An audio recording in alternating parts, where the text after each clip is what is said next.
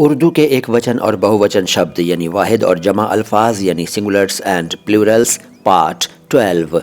दोस्तों, इस video series में मैं आपको जितने भी शब्द बता रहा हूँ उनके एक से अधिक अर्थ हैं।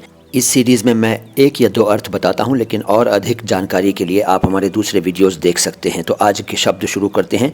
रक़्म, इसे रक़म भी कहते हैं। इसका अर्थ है रुपए, पैसे और लिखा हुआ। इसका बहुवचन है रुक़ूम।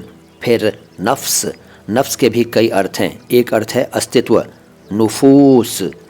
नक्श, नक्श का मतलब है निशान। नुक़ूश, नक़ल, नक़ल का मतलब है कॉपी। आप जानते हैं चीटिंग, कॉपी। और इसके अलावा प्रति, और इसका बहुवचन है नुक़ूल। फिर ख़त, ख़त का मतलब होता है पत्र और लाइन, बहुवचन है ख़ुतूत।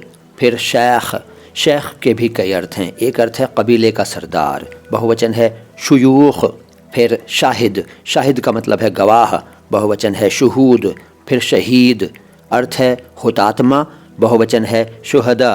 फिर अक़्द, अर्थ है गांठ और बंधन, बहुवचन है उक़ूद। फिर गैब, गैब का मतलब है अदृश्य, बहुवचन है ग़ुयूब।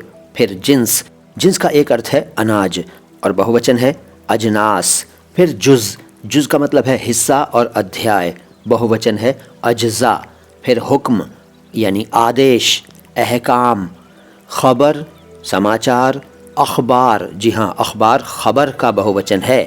फिर दौर यानी युग, समय वगैरह, बहुवचन है अदवार। शब्द बहुत हैं, देखते रहिए my Hindi my Urdu. Channel को सब्सक्राइब कर लीजिए अगर नहीं किया है तो। वीडियो को लाइक कीजिए। मैं मोइन शम्सी हूँ, शुक्रिया।